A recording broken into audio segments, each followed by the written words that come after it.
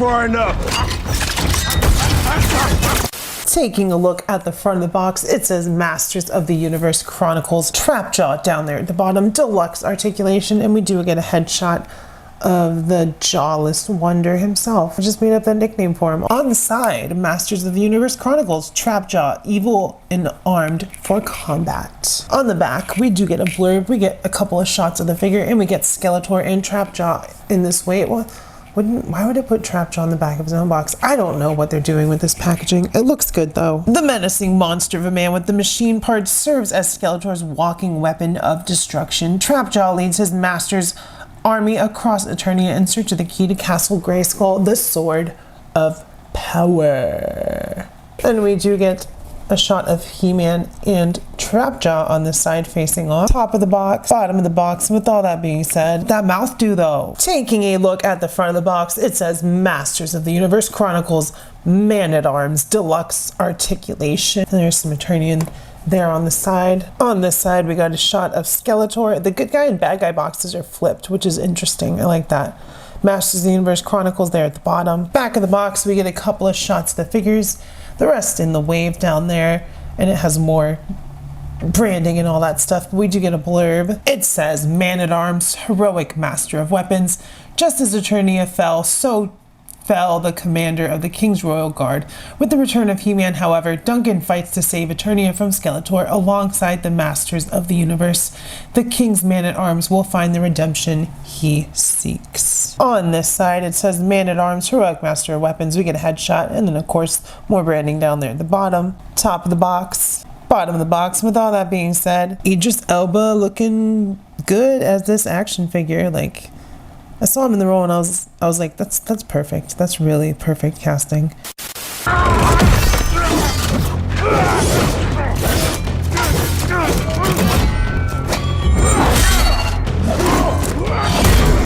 I gotta say, I don't have Scare Glow, but I have the rest of Wave 1 in Trapjaw. Did I say Triclops or Trapjaw first? I don't know, but Trapjaw is really cool. He looks great. Just look at that. He's got his metal jaw.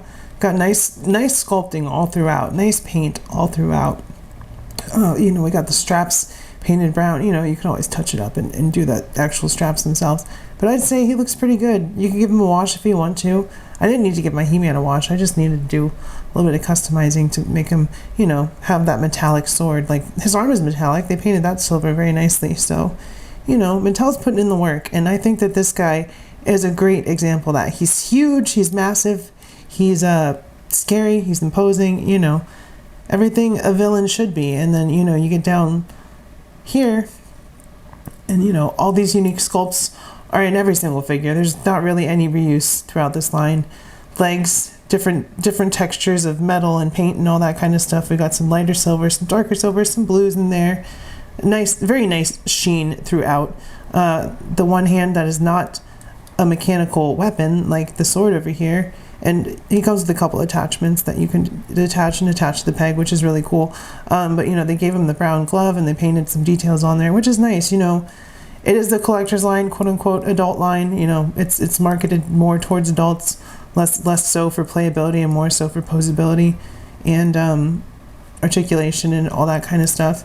But these Mattel figures, and I'll keep saying this, are a very good indicator of the kind of quality we're going to be seeing from their DC line. And these guys also, much like the new Mattel DC stuff, scale pretty much perfectly with Marvel Legends. So there's really not too much negative you can say about the way these guys look and the way they scale and really about the way they articulate. I just think that Mattel is doing such a good job right now. And, you know, I hope to see more of that. I hope to see more companies try to and succeed in competing with Hasbro and giving better quality for the same price.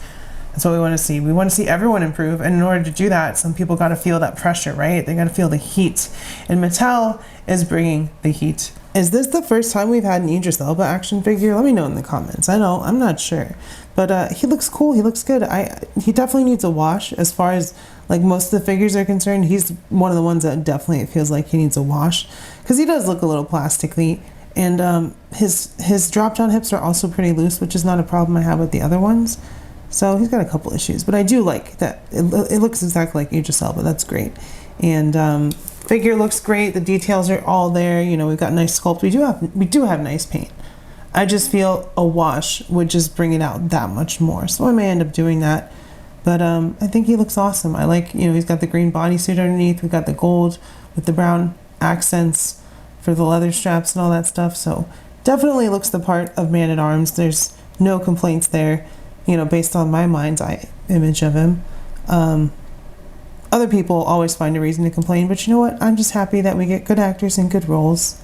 And yeah, we've got his weapons. That belt has some like grenades and stuff on it. So there's all kinds of like texture and sculpted detail in this figure. And like I said, in all these other MOTU videos, it's like, yeah, this is what we want to see from Mattel. This is the kind of stuff we want in our action figures. Detailed, decent amount of accessories, decent amount of posability, and a decent price. Like, not amazing, it's like the standard retail price, but like, they're all like new sculpts, and that's one up on Legends already, you know? And that's going to be a lot of the DC line. It's going to be all new sculpts because they don't have the opportunity to reuse stuff yet because they haven't made anything. So I just look at these figures and I'm like, yeah, we're going to be eating good the next couple years under Mattel. I have a feeling. Plus those K-pop Demon Hunter, I haven't even seen the movie, and those figures look cool. Like, they're doing so much cool stuff over at Mattel. You know, with the move and everything, I've kind of lost track of the tape measure, so I don't think for now we're going to be measuring the height. We get a sense of how tall they are with the comparison anyway. I guess first we'll go over the articulation for Trapjaw over here. Let's move that so I don't break anything. Okay, arm. Okay, arm. All right. Starting with the head, lots of movement forward, lots of movement backward, side to side. We get all kinds of great fluid movement. Shoulders come up about 90 degrees. We do get some decent butterfly joints. They're a little tight in there, but that's because of the sculpt. The sculpt gets in the way. We get bicep cut, pinless double elbows, wrist joint.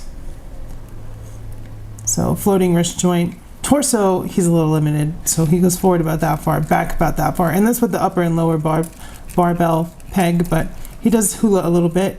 Drop down hips, so you know you can get more range of movement out of the leg that way, even though the skirt gets in the way, which is the problem I had with He-Man. We get thigh cuts, we get boot cuts, we get ankle rockers, which leads to a very posable figure. And I was recording this and I accidentally popped his arm out, and for some reason then my camera decided to lose the footage, so I thought it'd be funny, but I fixed him. This arm popped out because I extended it too far, so be careful of that. But it does pop right back in as long as it doesn't break. But he's really fun, he's really posable, and like I said, probably the coolest looking and feeling of the MOTU Chronicles line, in my opinion. Breaking down the articulation, starting at the head, we do get a decent amount forward, decent amount back, side to side, so there's no lacking in movement there. These things get in the way of the sculpt, but if you move them down a little bit, you can get 90 degrees out of the shoulder. Nice butterfly joint, that works well. We get a bicep cut, excuse me. We get a bicep cut. We got pinless double elbows, which the sculpt doesn't really get in the way until you get to the strap on that shoulder piece. Floating wrist pegs. As you can see, I was having trouble with those. Torso, decent amount backward, decent amount forward without getting into the leg move. Well, it's all right. Back is better than forward. Drop down hips, legs come out that far to the side all the way. Butt kicking action, he can kick his butt. We don't get a thigh cut. Actually, I don't think we got a thigh cut on any of them. It's just the... Am I wrong? Yeah, no, I was wrong. There's no thigh cut on any of them. It is, sorry. It is just a very, very well-made ball joint there. We do get a boot cut, and then we get ankle rockers and all that good stuff. So, these pegs need to stay on. Like, that's one issue I'm having with him, too. Without any weapons, you know, you can still have him square up, ready to fight. You can go and punch somebody. But speaking of accessories and weapons, the first thing that we get is his mace, and there's also a weapon holding hand on there. So let's zoom in a little bit. Nicely sculpted, nicely painted. It's got different shades of gold on top of that casted gold plastic. Unless it's just the light. That might just be the light. I think it's all one color, actually. Yeah, that's just the lighting. Of course, you can see the gripping hand is on there because he does come with two of those. Now, he comes with two gripping hands, but neither of them are a trigger finger hand, and he has this pistol. And the cool thing about the pistol is you can put it on his side like that. But the way that he holds it is not like he's about to shoot it. He's holding it like he's, you know, disciplined in gun training, which is good. You know, we need more of that, but not in our action figures. So I don't like that he can't properly hold his pistol, but that is all the accessories here for Man-at-Arms. Idris Elba. What's his name? Wallace? I don't know what Man-at-Arms name is. I don't know He-Man. So Trapjaw here, as you can see, we've got the sword on his arm, but you can take that sword off and then you can put on a cannon blaster thing, which I believe you can actually put an effect piece in there. Nah, it's not a hole, but very cool, very nice paint job, sculpt on there. I'm pretty sure that's the top, and then yeah, you just can shoot people. I think his arm transforms. I haven't seen the movie. I've never watched the cartoon, so I don't know.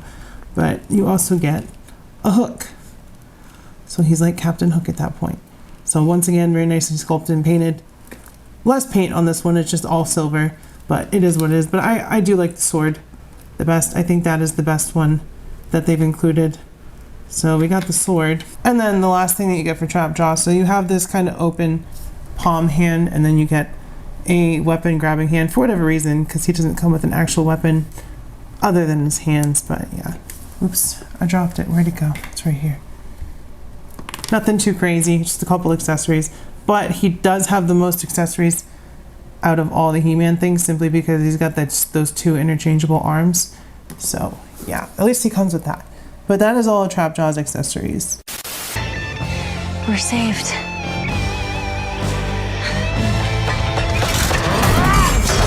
First of all, for scale and comparison, here he is with Skeletor and Triclops, and like I said, he is the biggest of the bunch. Here he is with Man-at-Arms and He-Man, both of which are shorter than him. And actually, Man-at-Arms, I think, is the shortest of all the figures. Next up, here he is with Battle Cat and Battle Shark. Sorry, I had just put my Fortnite shark together. I found his other fin when I was cleaning stuff up, so he's just sitting here. But honestly, Battle Cat is still the best figure in this line so far. Minor things aside, like how badly this helmet stays on and that his tooth articulation doesn't work, but I love that Battle Cat. Here he is with Mattel's Joker and Batman from the DC Kids core line. And then lastly, here he is with SHF, Spider-Man, Gamerverse, and Marvel Legends Wolverine Gamerverse. So first up for scale and comparison, here he is with He-Man and Battle Cat. They look fantastic together.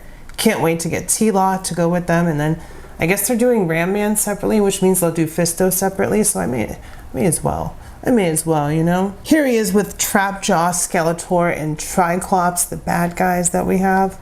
So technically we got 3 good guys, 3 bad guys, and then if you get the two pack from Amazon, which has Fisto and Ram Man, you have 5 good guys and 3 bad guys, so they'll even the odds eventually, right? Like we need Beast Man, we need Moss Man, Tila and Evelyn are coming. They need the neck guy. What, Mechaneck? Is that his name? And then the robot chick thing. I don't know if how's Kristen playing that? Is it like just a robot, or I don't know. Let me know in the comments. Here he is with Marvel Legends Wolverine and G.I. Joe Classified Storm Shadow. And then lastly with Mattel's Robin and Flash. That's good, right? Y'all are good with that? You're gonna have to be. So with all that being said, y'all, I like this Trapjaw. I think he's the best of the bunch as far as the regular action figures. Detail, sculpt, articulation, fun factor. You know, that's always going to be a factor for me, is how much fun do I have playing with this figure? Is it frustrating? Is it not frustrating?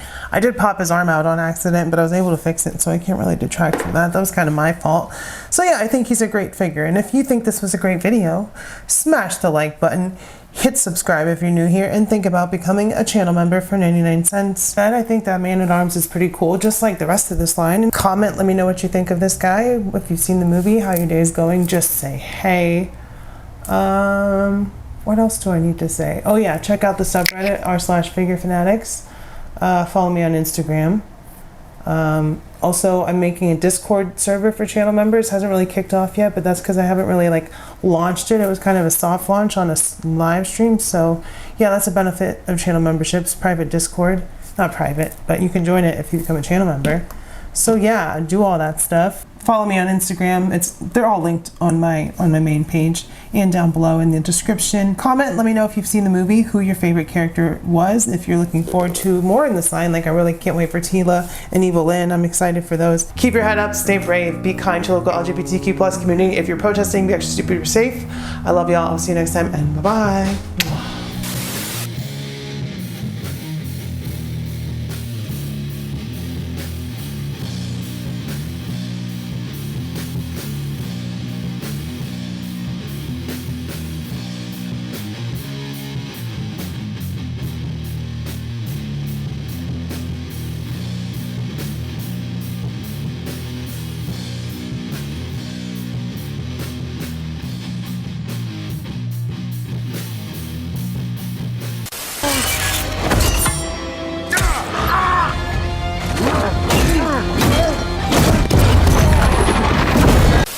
Just wait 1 minute. I'm watching this new Rowdy Rolls video and it's really awesome. I don't want to miss it. It's like this chick that reviews action figures and it's really freaking cool. Yes, I think they saw some videos and there's some really good contents out there, you know? She reviews the ponies and stuff because you knows I love ponies. She doesn't review ponies. It's freaking cool stuff. Toki.